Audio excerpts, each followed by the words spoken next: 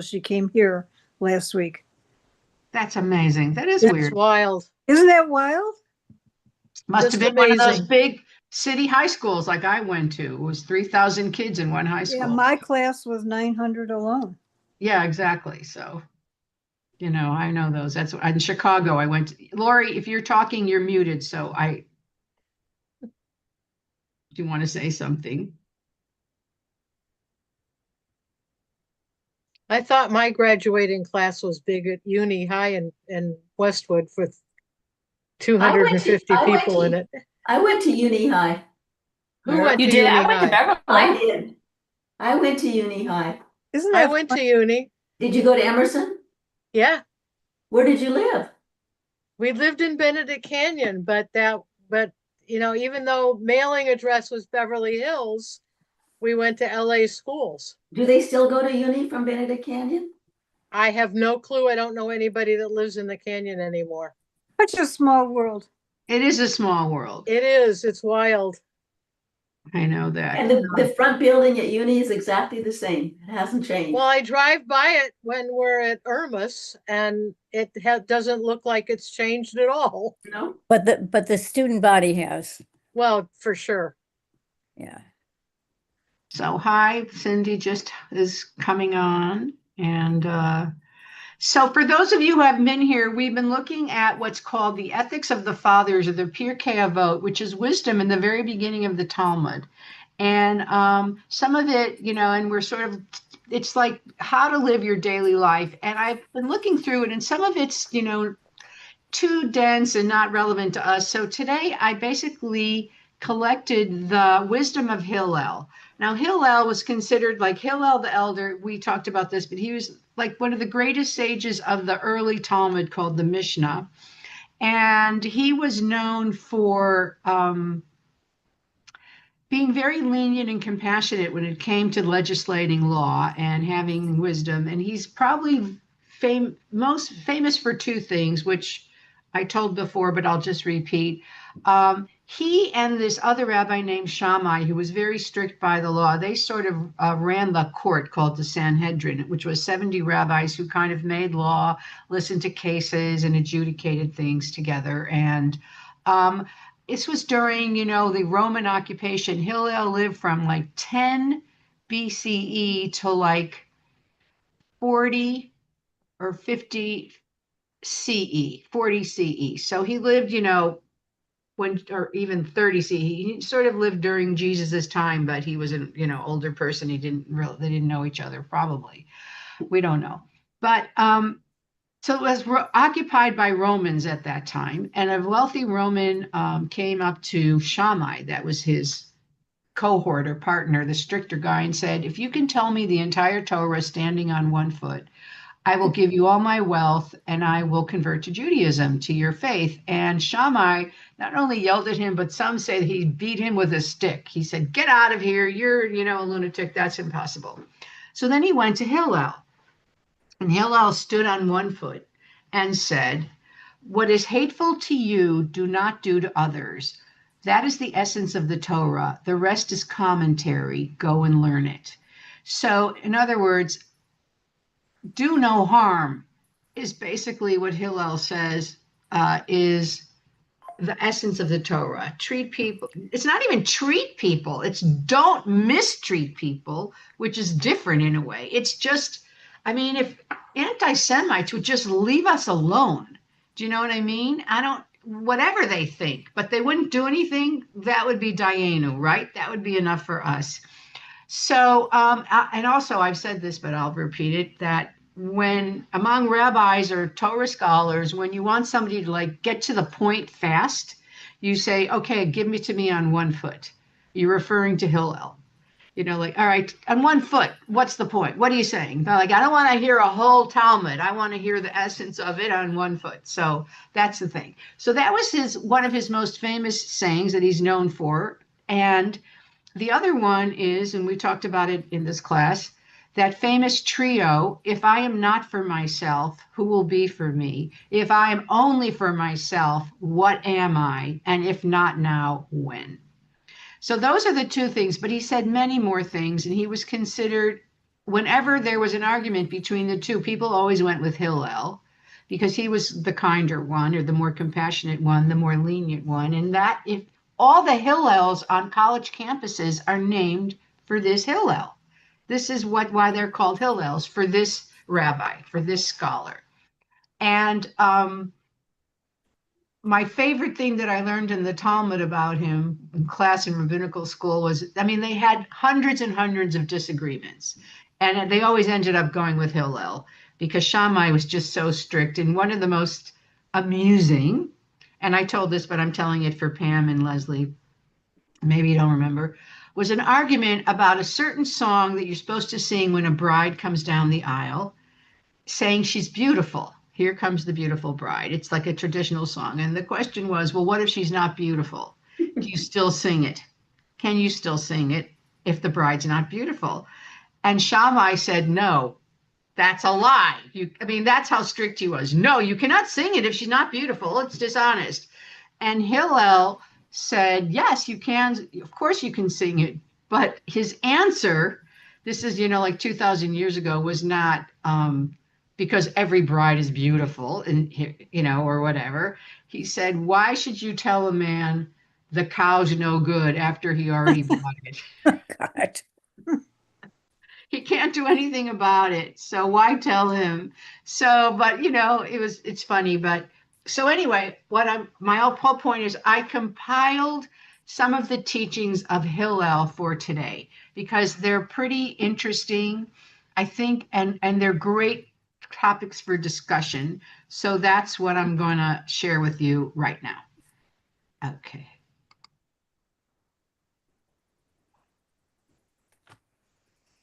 Okay. So a couple of them we already read, and oh, what happened? Wait, participants can see your application, but I can't. Oh my God. What just happened? I can see it. Yeah, but I can't. The wisdom of Hillel, I can see it. Yeah, stop share. Let me stop it again. Let me do it again. And let me do share. Share. Okay. I guess I didn't press share or something on my side. So these we already, oh my God, it happened again. As soon as I want to try to move it down, oh my God, let me see. Lost it? Yeah, it just turns into like a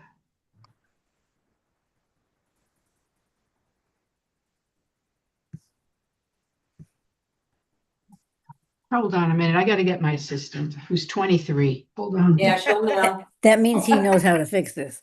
Right. She'll know what to do.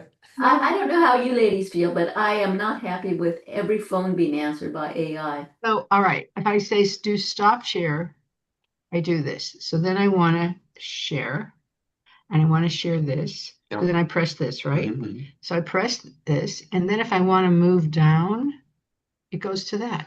Oh. Hi, Asher. Hi, everybody. Hi, Asher. Why is that happening? I don't care why. Just fix it. Just make it go away.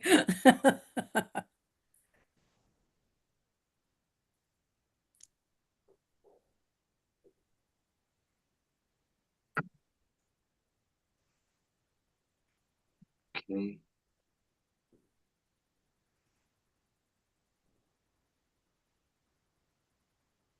Now Okay, instead of clicking, just do like scroll with this. oh, scroll it. Okay. I don't know why it's doing that, but that's my fix. Okay. Thank you. Thank you. Of course. Okay, so this is where we are. Here is new, and this was all one paragraph, but I separated it because I thought each thought was, hold on, let me move you down. To do it like that. Each thought is, worth looking at. So here's the first one. Why don't you read the first three? So who would like to read the first three? Here I will. Okay. Do not separate yourself from the community. Do not believe in yourself until the day you die. Do not judge your fellow until you have stood in his place. Okay. So, what does that mean? Do not separate yourself from the community. Why? Why would he say that?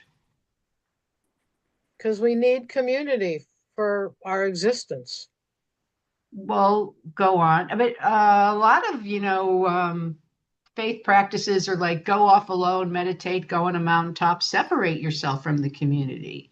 So, anybody want to talk a little further about that? Do not separate yourself from the community. Yeah, I will. Someone sent me this a couple months ago when I was struggling with being part of the community. And it's by Piquet Vote. It says, do not separate yourself from the community. We must prevent anyone from being separated from the community. There is a Torah verse that says, do not place a stumbling block in front of others or yourself.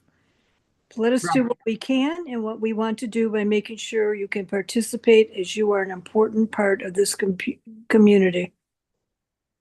Okay, it's beautiful. I mean, first of all, it's good Am I- for you. Go ahead. No, Yeah. it's on the refrigerator. I like that. The idea, it's twofold. What is the benefit of being part of the community, would you say? You're not alone.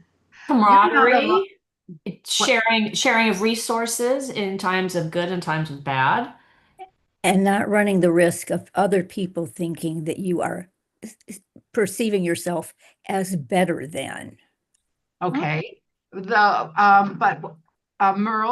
you have your hand up? Well, I was just going to say we have a friend here who's been had all kinds of health issues, surgery, and everything else, and he's fine now for about the last 6 weeks. I just brought in the mail and got a thank you note from he and his wife for being part of their family community.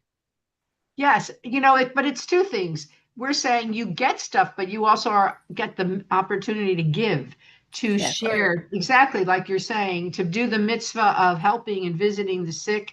And the Talmud and the Kabbalah says when you visit the sick, for example, you remove 1/60th of their pain.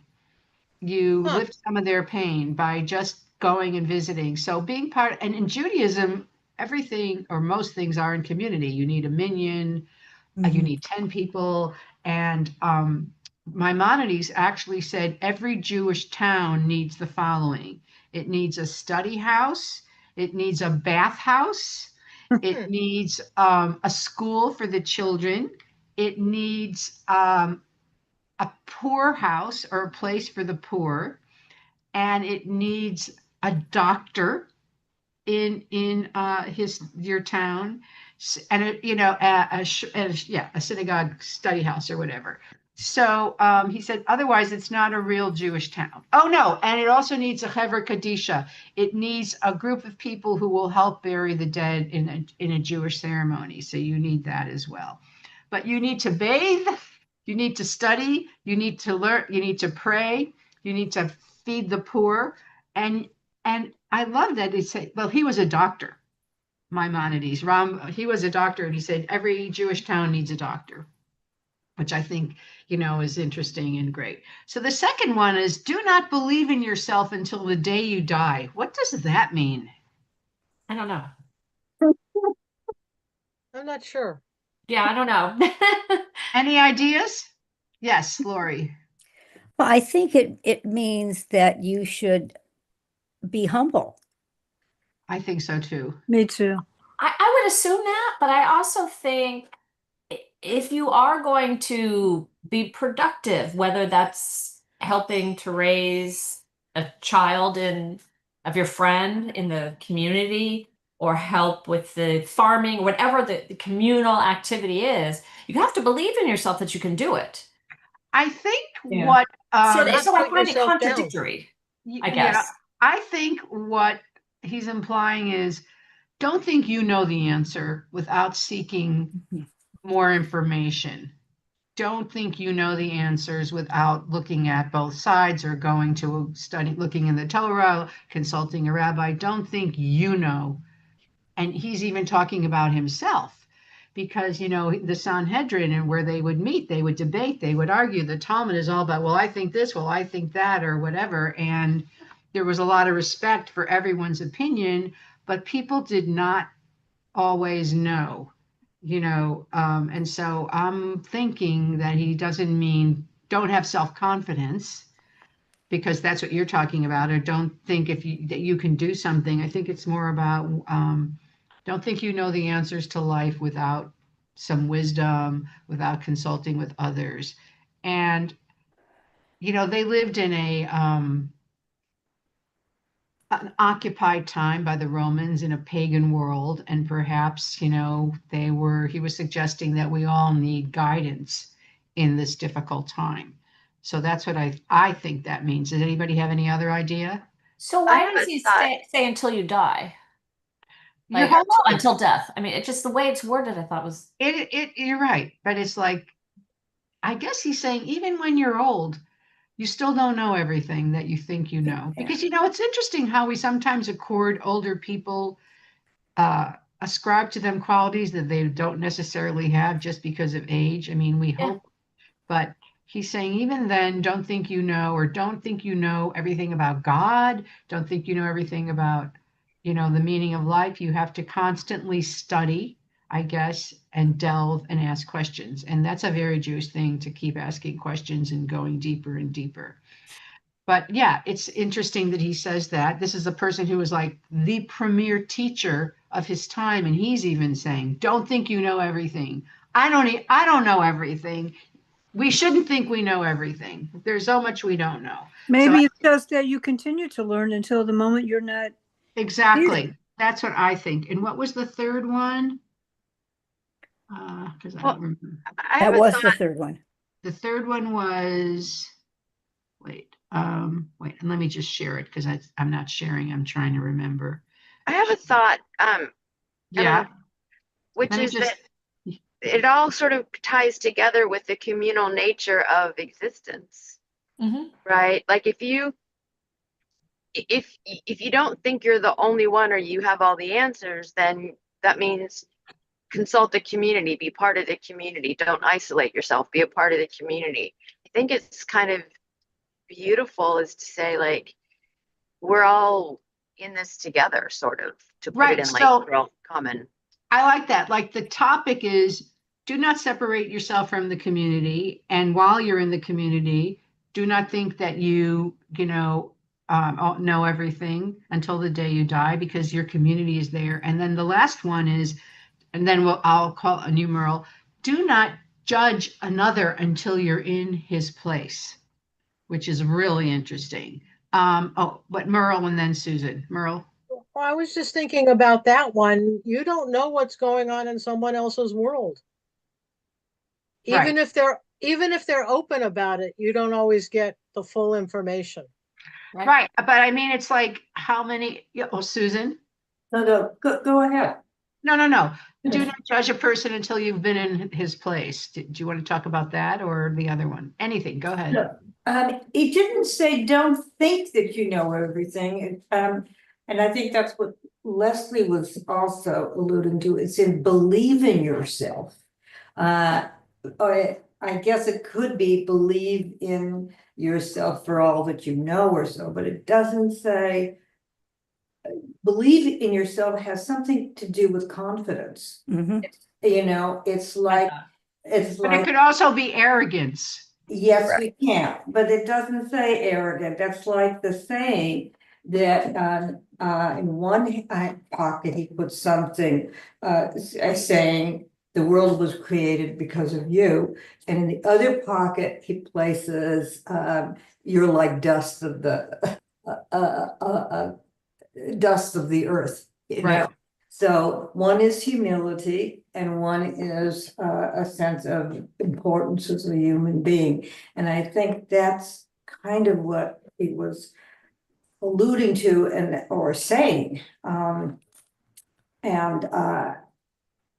It's a very subtle and complex thought. Do not believe in yourself until the day you died. After, do not separate yourself from the community. Do not believe in yourself. I mean, in other words, stay part of the community. And then don't judge anyone until you've been in his place. That's a big one. Yes. That's a big one to say, because we all do it. I mean, We all do it. We we look at all- somebody walking into shul. This is a perfect example. When I moved to LA, everything was so casual. People came to the temple on Friday night, to be honest, in jeans or sandals. And Mhm. here, where I grew up in Cleveland, you wore a skirt or a dress or, nice pants or whatever. And, looked around and I thought, oh, this is good. They're at least here praying. So, but other people would sort of really think, are you kidding me? So I think that's part of it too. Right. Though I don't really see people wearing jeans anymore in temple on Friday night here. Well, I haven't been there in your temple. Yeah, but it's in years. interesting. But we don't know what people are doing. We don't know. It's interesting. Sometimes this is like a really embarrassing admission that I'm going to tell you. You're going to laugh. It's nothing bad. I have this secret pleasure. It's Uh-oh. ridiculous. No. I like to watch this show called My 600-Pound Life. And it's about people who weigh 600 or more pounds and how they try to lose weight. And they usually get bariatric surgery or whatever. And can you imagine weighing 600 pounds? You see them and they can't even get out of bed or this or that. And then you find out, I'd say 90% of them were sexually abused as children. Wow. And Wow. you have no idea. Why did they eat? And they ate because they were like hiding pain, whatever, on and on and on and on and on. Raped, abused, usually as children or as teenagers and whatever. And of course, people judge them. People look at them and go, oh my God, Control yourself. they're grotesque. So a lot of them say, I can't even leave my house because people look at me. They're very Mhm. aware. And then you watch them lose weight. It's like some of them, not all of them can do it. But I think about, we do judge. We judge by appearance. We judge by, Clothing. I mean, when I was younger in LA, people in Hollywood or whatever, they judged you by your car. What kind of car you drive, and that still probably exists here. But now, I think at And our a, and a house. I lived in the Valley in Sherman Oaks and I worked in Beverly Hills. So I would drive down in the morning. I might take Rodeo and I would look at these homes, these 30, and I would say to myself, but I wouldn't trade places because you don't know what's behind that door. Keep Exactly. keep your own stuff. It's, and I used to say that to myself as I'm going by these gorgeous homes. Why would I want to live there? I don't know what that person's going through. Well, it's interesting because I did a baby naming at a home and they asked me to do it on Mother's Day because I don't know, whatever. And so I went to this house and it was on Beverly Glen. And I'm not kidding you, it was behind gates. It was this estate with a swimming pool and a tennis court. And there was a catered lunch. It looked like a wedding or a bar mitzvah, the beautiful tables and everything, which I didn't stay for. And the young couple was their baby naming, and then the girl's father had a second wife who was a very nice woman who was hosting the whole thing. And I was thinking, wow, what a life. And as we're leaving, she says, oh, thank you so much for coming. And she says, Mother's Day is a very hard day for me since my son committed suicide. Mhm. And this is really hard for me today. And I thought, wow, I would rather, whatever. And I know as I'm saying this, Leslie, I'm thinking about you and what you have endured, and people don't know, and they don't know, no one really knows. And in your case, I hope we're not in your shoes. And we love you and we support you and we're with you. Leslie has lost children. Sorry. And yeah, and how are you doing, by the way? Up I and got down. I have an anniversary this weekend. Oh, I'm so sorry. So sorry. We all love you. We missed you last week. Yes, we love I've We been do all out love you. mostly for good reasons because I finally started to travel a little bit. So I have Good. been living, I just came back from New York last night to visit my son, my youngest. And so we you. He talked doing about, okay? yeah, he's actually doing really well. He's burying it. He doesn't talk about it. He's 23 and living his life. It's okay. But yeah, so now it's my time to kind of let go a little bit. Sorry, Yeah. No, it's Don't okay. ever be Every sorry. minute is really hard. It really is. Yes, it's really Two of them. hard. And We're that's here why for we you. need to be kind to everyone and loving to everyone, because we have no idea what people are going through, and we know what you're going through, and it's really hard, and I'm so sorry. And we Thank love you. you, and we're Thank here you. for you. Thank you. We do love you. I really Yes. love this group and coming, and it's Me too. I'm learning. God, we all know I don't know anything. So No, you're I'm okay. Well, I learning think about it all. You know a lot. I hear you talk during these. You have life wisdom that, we can't even imagine. Okay. This is really interesting. I'm trying Can not I can I ask a question? Yes. So, or maybe just note something that struck me when you were speaking. With the third one about not judging others Until you've been in their place. until Right. you've been in their place, right? So if you see someone who is isolating themselves from the community, or you see someone who has maybe stopped learning or, is a know-it-all because they've done X, Y, or Z, I think it's also an interesting instruction not to judge them for it. Maybe you bring them back into the fold or whatever it is, but it's also like, oh yeah, and don't you who are reading this think that you can judge someone who might be doing one of these other two things? Exactly. They're all cumulative. Because this is all one saying. Do not separate yourself from the community. Do not believe in yourself until the day you die. Do not judge your fellow until you have been in their place. And then this is also the next one. Why don't you, can you read, Pam? Where you're in the car, right? Yeah, I'm in the car. I'm sorry. Oh, that's okay. Bonnie, do you want to read? Sure. We're Do okay. not say. Got it. Do not say something that is not readily understood in the belief that it will ultimately be understood. Or this is another understanding. Or do not say something that ought not to be heard, even in the strictest confidence, for ultimately it will be heard. Well, we know that is. That- Did not say something. So when you say don't say something that may be understood, it's like, well, you know what she's like, or you intimate, you hint, but you say things that could be misconstrued or misunderstood, they're saying. Or untrue. Or untrue, but they're saying don't be so obscure or, make connotations because people can't call you out on stuff when you just sort of allude to things. You know what I mean? They go, well, what do you mean? Well, I'm not going to say more. But there's they leave a darkness, a bad feeling about whatever they're talking about because they're not clear. I think also, I don't know, how else is it? What I don't want to just tell you my ideas. I'm curious. What are other ways that being obtuse or unclear can cause harm or problems, do you think? Gossip. What? Gossip. Gossip. Yeah. Well, gossip, they're saying, don't say something.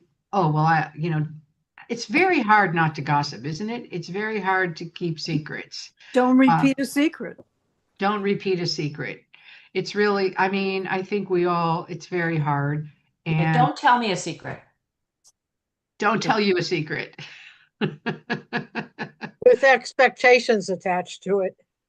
Well, we all end up eventually, I think, except with a rabbi, you really can't because people confide in you and you can't say anything. So we say under the cone of the kippah, the cone of silence of the kippah, you can't say anything. It's confidential, but I think now with the political divide, you assume everyone of the same political belief just thinks everything the way you do, and the people of the different political party are the opposite and would never understand how you feel. Well, I think you bring up a very good point in this world, which with what's going on and everything, is that it's so divisive that people don't even want to talk. They don't want to hear. Those people are stupid. They don't know anything. You hear on both sides, right? Everybody says, or not everybody, but people say this kind of thing, and then it conversation deteriorates, and you might be saying something misleading. You might be giving these facts instead of these facts on a particular issue. And if you only have these facts, you don't know what's going on. So that can be very harmful. Right. Whatever, not just politics, in anything, in any kind of a gossip or decision making. Right. So that is like, do not. So how does that? So do not say things that shouldn't be said. So what are we saying? We should not share our different views with people who don't agree with us? What are we saying? Should we share our It depends on how well you know the people or Yes. person. That's a tough one, right? We've all kind of faced that. Old Uncle Harry at Thanksgiving thinks so differently. I'm not going to say anything. I won't bring it up. Is that the right thing to do or not the right thing to do? You also don't want to completely alienate Uncle Harry and everybody else, right? Because people get upset and with whatever it is. You're right. Lori? Well, reading this, it seems to me that what they're talking about is don't create something with some innuendo without clarifying exactly what you mean, because it can be completely misconstrued and be the opposite of what you meant to say to begin with. So to me, it's a question of making sure that what you say is clear and that you don't put yourself in the position of saying something to someone who would not understand. It's kind of two ways to look at it. I think you're right. I think that's also what it's saying as well. But I also, just a second, Diane. I think sometimes the listener can construe the intent of the words. You didn't mean it that way, Right. but the listener heard it that way. And then there can be anger or sorrow or an argument, and it's tough. You have to be super careful with some people. That's And if right. you're doing it digitally. Yeah. Okay, Susan? So I think this is very interesting, and I agree with Diane, you have to be careful. Tolushkin wrote a good book, Words That Hurt, Words That Heal. Are you familiar with it? Yeah, I haven't read it, but I know about it. Yeah. Yeah, and also we consider words as things in Hebrew. I learned that from Right. and they carry, they're powerful and they carry meaning. And I think there's a difference between political discourse and regular discourse or gossip or innuendo. The wary part, particularly now, about political discourse is this depth of feeling surrounded by politics. So you're also touching on a real nerve when you talk about politics and you talk with someone whom you know is on the other side. And I think that's, some people you can't even talk to explain your position, because I had a one-time friend who said she was more upset that her son was a Republican than he wasn't practicing Judaism. And I thought, wow, Republicanism and Democratism was her religion. Right.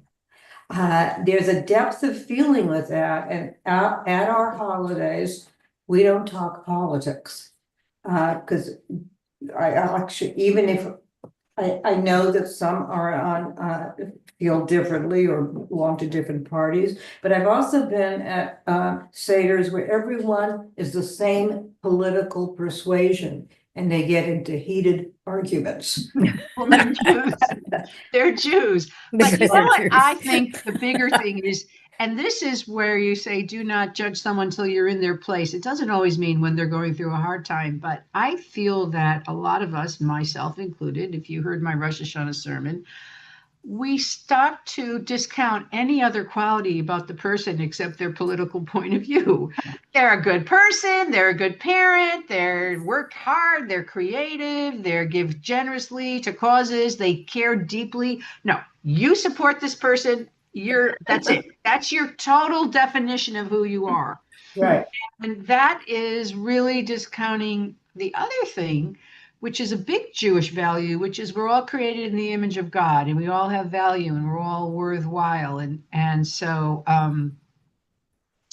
we have to look at the person's humanity also, and what they're coming from. There's a congregant in our temple who's very, very on the right.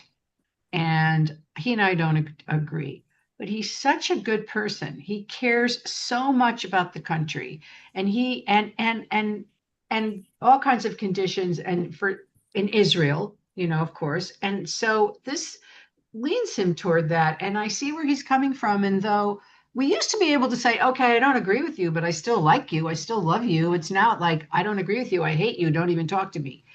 And that's the problem that we have to come back from. And I'm not talking about insane anti-Semites and all that. I'm talking about our family, our friends that we know and we've known. And now suddenly we're dismissing them, we're canceling them, to say it in the modern terminology. And that's what the Torah, that's what Hillel's saying. And believe me, they had huge disagreements, and Jews always have huge disagreements. Okay, so let's go to the next one, because Hillel had a lot of thoughts. All right, and he said to go down like this. Oh, this one we're all going to relate to. And do not say, when I free myself of my concerns, I will study, for perhaps you will never free yourself. And That's a that's, good a one. reiteration of his thing, if not now, when.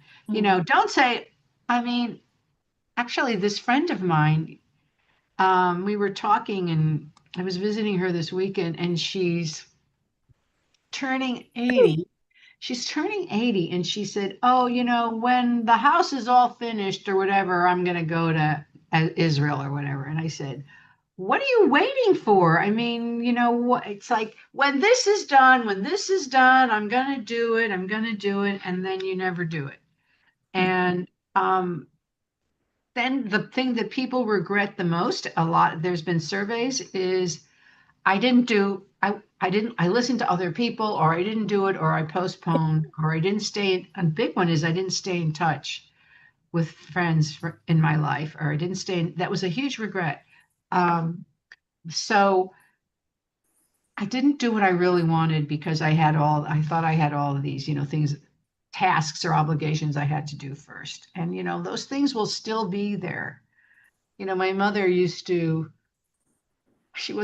she had 4 children. She was very young. She was a terrible housekeeper, and she just couldn't keep it all together. But she was a great mom. But she used to say, one thing I know, the laundry will always be there. It's going to be waiting, whether I do it or not. It's still there. And so she just, oh my God, she couldn't stand it. And just wasn't her, but she had to do it. She had 4 children. And so we need to follow our real passion, if we can, if it's possible, and do it now. And don't, whatever it is. Well, he's saying study. You should study now, but you're all studying now, and that's a big pleasure. So that's Hillel. He's all about learning, all about growth, and that. Okay, so that's his first one of his sayings. And then he said, he would also say, okay, this was all one thing. So who wants to read this? Diane, read this. He would also say, a boor cannot be sin-fearing, an ignoramus cannot be pious, a bashful one cannot learn. No. Yeah. Keep going. A Yeah. short-tempered person cannot teach, nor does anyone who does much business grow wise. Wow. In a place where there are no men, strive to be a man. Yes. That's my favorite one of all. What does that mean? In a place where there are no men? And I think you should take away men and make it humans. Where there are no humans, strive to be a human, or a human being. What does that mean? In a place where there are no humans, strive to be human. Lori, I think it means mensch rather than man. Right. I think so too. So in a place where there are no strive Be a to be a mensch. mensch. Susan, were you going to say the same thing? I You're thought you would say it. Say that, And same word. that's not easy. What, to be It's the not same as easy. Lori? What? To be the same as Lori? No. Be a mensch when everybody else is being, Yeah, that's not, everybody's gossiping or everybody's being catty or everybody's being cruel or whatever. And for him to say in a place, it's your obligation to be a mensch. so that's like Noah, right? Yes, but I'll tell you something about Noah. So in the story of Noah's Ark, they, Noah was the only person that God saved in the rest of the world. He said they were sinners. And so they said Noah was a good man in his generation. Okay, so I read this very interesting commentary. In his generation, meaning compared to others in his generation. But what about compared to like Abraham, or Isaac or whatever? And so there was this, one of the commentaries said he was in Yiddish, a tzaddik in pelts, which means a tzaddik or a pious person in a fur coat. Mhm. A tzaddik in pelts, a pelt, like a pelt. Yeah. And what does that mean? Well, when you're cold, there's two ways to warm up. One is to put on a fur coat so you're warm, and another is to light a fire so Mhm. everybody else can be warm too. Mhm. And Noah never really, according to the text, concerned himself with the others. He was, the better one, but he didn't really, we don't know. But there's no hint that he said anything to anybody else. He let them go drown. If you believe in that story, which is, it's a story. Yes, Bonnie. So everyone should live their own best life. Right. I learned that when I was sick 2 years ago and on life support, to be honest. And when I came off, I was looking for answers. Why did this happen? How is this a miracle? And I did a Zoom call with Rabbi Leader. I kept saying, people say I'm a miracle, and I want to know more. And he looked at me, he looked straight at me in the camera. He said, Bonnie, you won the lottery. Go live your life. Right. But did that satisfy you? Yes. Okay. Because he was right. I was looking I'm here, I'm lucky, I'm blessed, I'm whatever I am, but I wasn't really living my life. I was looking for something deeper when I already had it. I was here to enjoy the day, the morning, the night, whatever. Okay. Yes. That's beautiful. So as part of being a person, actually we're commanded to enjoy the beauty of the world. We're commanded to say blessings and have awe and admire the world. And there's this famous story about Rabbi Samson Raphael Hirsch, who lived in Germany in the 1880s, and he was dying. And he said to his students, I have to go to Switzerland. And they go, Rabbi, you're sick. He says, I have to go to Switzerland. You must take me to Switzerland. So they arranged whatever, and they took him to Switzerland. And then they said, Rabbi, why did you have to come here? And he said, because when I'm going to die and I'm going to meet the Holy One, and he's going to say, Nu, Samson, Shimshon, what did you think of my Alps? What did you think of Wow. my Alps? Wow. Did you see the beauty of my world? And so we learn from that we're supposed to take time out to contemplate this beautiful gift called creation and this beautiful gift called the world. And so part of being human, it says in a place where there are no men, try to be a man. It's also be a mensch, be a good person when people are inhumane. That's true. But maybe it's also like we are gifted with all of these qualities, memory and creativity and emotion and everything. And we need to be fully human. We need to appreciate our own abilities. And where people are just working, making money, doing this, doing that. He's saying, try to just take a breath and look at what you have and not what you need, what you want, whatever. Yes, Merle. there are times when I feel guilty that I can't take a class, whether it's this class or another class or a class here. And I feel like I have to explain myself that I can't be there that week. And my family and my rabbi here have said to me, stop it. You have to live your life as well. You'll get whatever you're going to get from us at some point, but you need to live your life. And I know I've been bugging my husband because after Sasha's bat mitzvah, he's having hip replacement and he's not a good patient. And I said, I said to him last night at dinner, what are my responsibilities that week while you can't do anything? And how am I going to do the stuff that I normally have to do? He says, you'll miss it one week. And he was right. I will miss it one week. And I don't have to explain to people why. No, you don't. No, you But don't. but that's my guilt. And I feel like I need to do that upon occasion. Well, that's part of your humanity, though, and your identity. That's for sure. We know that. Anyone else have a thought about this? Okay, so what about this idea that a boor, what were the other things that he said that it limits you? Whoops, no, we don't want that. Share. This idea that a short-tempered person cannot teach. Well, we know that. Or does anyone who does much business grow wise? That's so interesting. And That also, is really interesting. a boor cannot be sin-fearing. A boor, an ignoramus cannot be pious because you don't know what to do. A bashful one cannot learn. Okay, that's really interesting. Why do you think he says that? A bashful one cannot learn. Because a bashful doesn't ask questions. Exactly. I think you're right. Which shows you the value in Judaism of asking questions. Do not believe in yourself totally till the day you die. You have to ask questions, speak up. And but what we know from the 4 sons or the 4 children in Passover, there's the one who doesn't even know how to ask.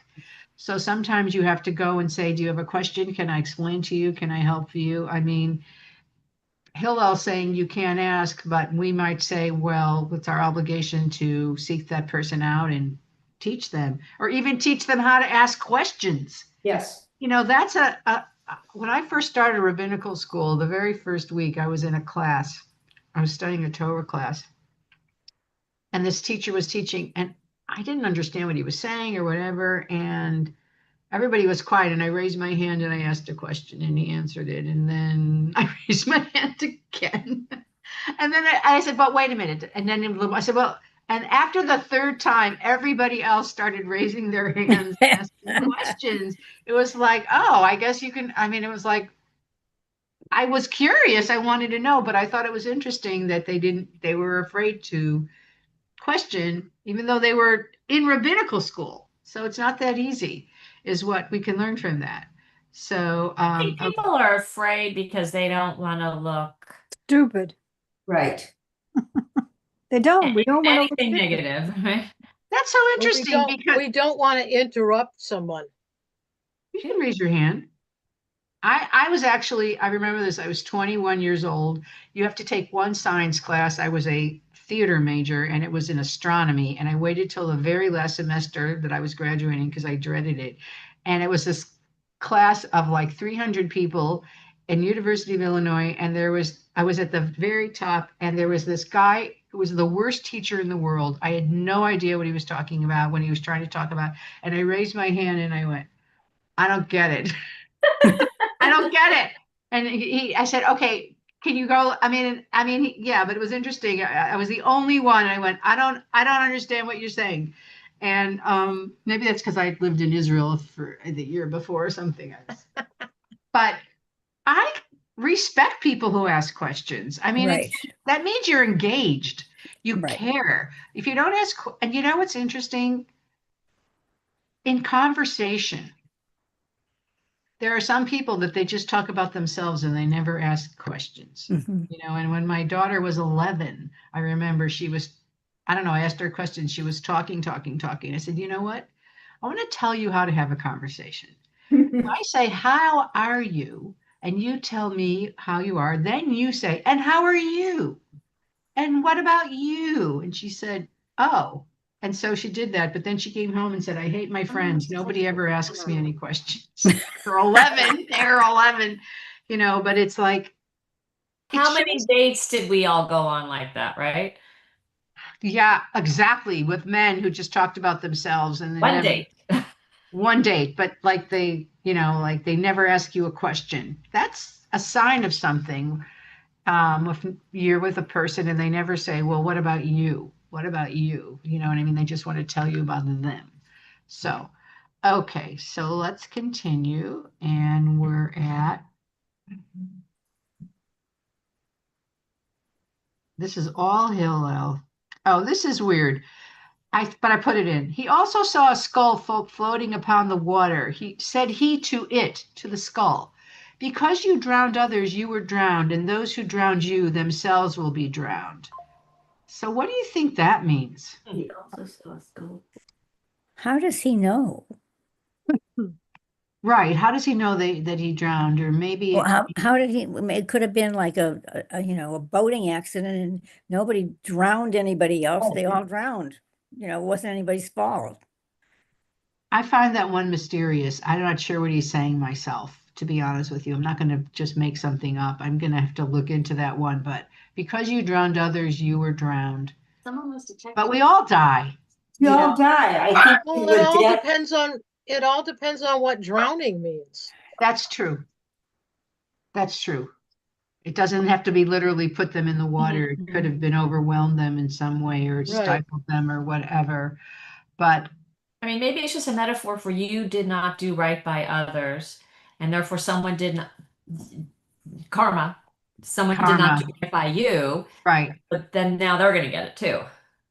exactly. So that's this idea of Maimonides, or this idea that God cares and is watching every single one of us at all times, and God cares what we do, and God rewards us, or there's some, consequences for our behavior.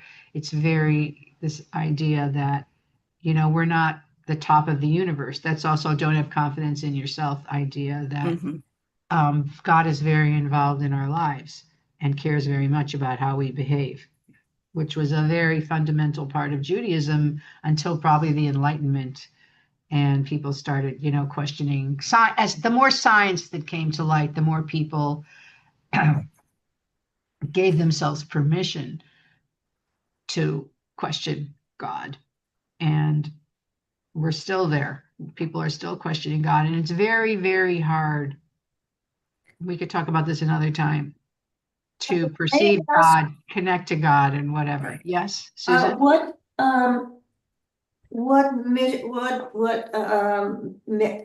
was it, or not a Mishnah? What is the number of that in Pirkei Avot? Two. I think it's two. The death with the skulls? I think so. It's in Well, I have it's Greenberg. chapter 2, I think. Okay. She disappeared into the trees. Yeah, she did. Okay. All right. But then he would also say, okay, this one blows my mind. This is all one thing. Leslie's going to love this. One who increases flesh increases worms. One who increases possessions increase worry. One who increases wives increase witchcraft. My God. One who increases maid servants increases promiscuity.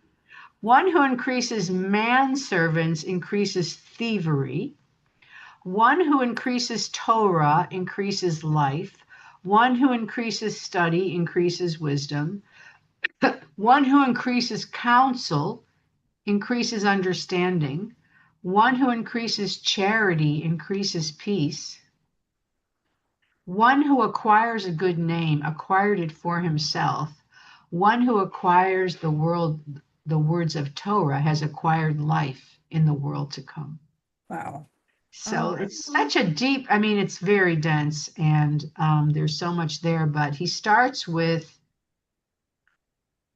there's so much excess. Even then, even now, think about the billionaires, these millionaires, and they need more and more and more. And he's saying, if you're fat, the worms are going to eat you. There are going to be more worms eating you. I mean, if you stuff yourself, there's gluttony there, you know what I mean? And if you own so many things, you're always worrying about how to maintain it, how to keep it. Do you have enough? How do you keep it up? It's very insightful. Then it's like one who increases wives increases witchcraft. I don't even know what to do with that. Except, I don't know how many of these rabbis ever had more than one wife. So I don't know. I think he was looking outward into the Roman world for that, and taking it from there, because I don't think it was in the Jewish world at all at that time. There were no multiple wives, certainly, Well, yeah, multiple wives will plot against you. Right, but that's true. But I think he was looking at the society around him, and one who increases maidservants increases promiscuity. Well, Yeah. that there's this, oh my God, for thousands of years, hundreds of years, the droit de seigneur, that, anybody who was a lord or whatever, when he had servants, he had the right to have her before her husband on her wedding night. He had the right to deflower her. It was horrible. And that there was all this, think about slavery. Yeah. And how many masters in these United States, raped or had children through their slaves. They saw them as possessions. So that's what he's talking about. Not that I think it's not the maidservants would be promiscuous, but the employers are, and one who increases manservants increases thievery. That to me is, I don't know. What do you think? The manservants are the thieves? Sounds like it. Sounds like it. Yeah, I'm Yeah. thinking here about a lot about materialism. Mhm. That's what he's saying. He's talking I about mean, how especially with possessions and increasing worry, you always have to have more. you have to have more, and it's like it's all about, materialism and physicality.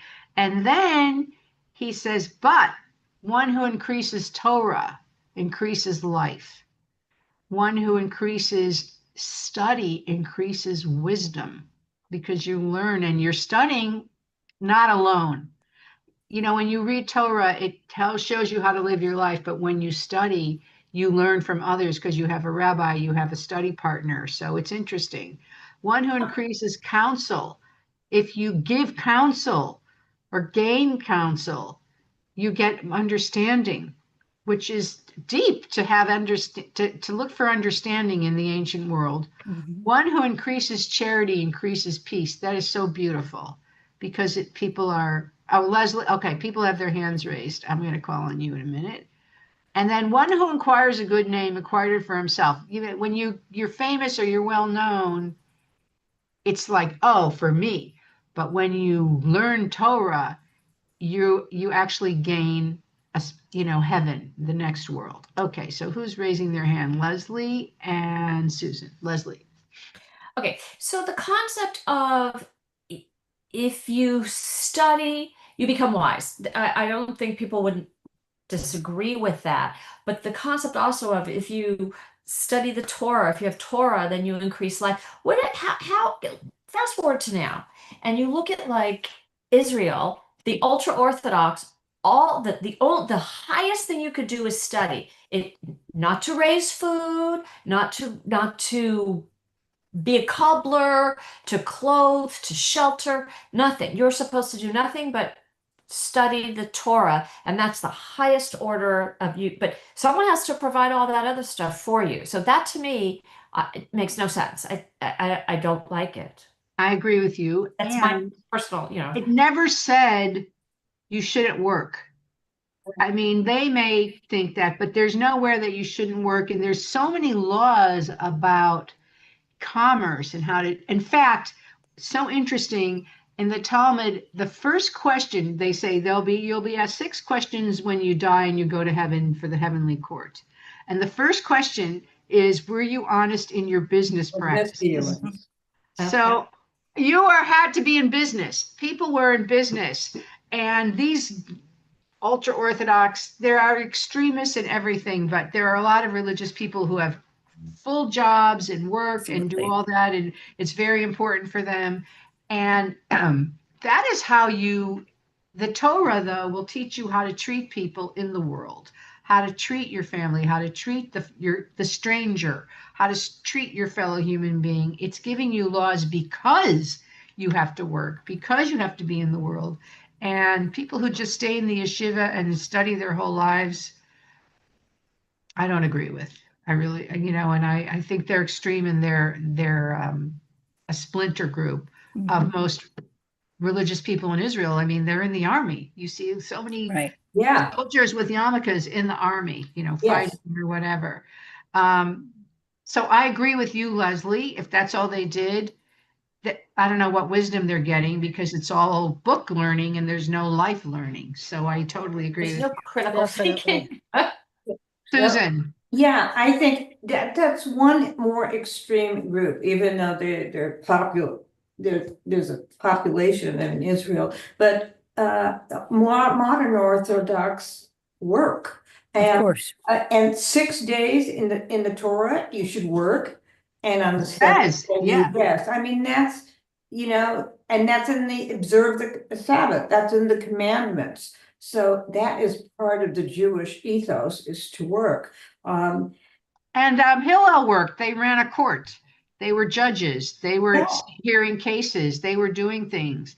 And So it's not like rabbis. he just studied all the time either. Yeah, and rabbis did. Some of our most famous, Rashi and Maimonides. Rashi was a vintner and taught his daughters, and Maimonides was a surgeon or a physician, I should A say. doctor, yeah. A doctor, yes.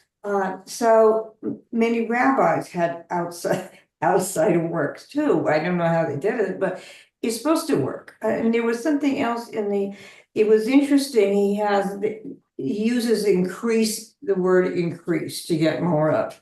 All of them are increases except what you came to the last, was the acquisition.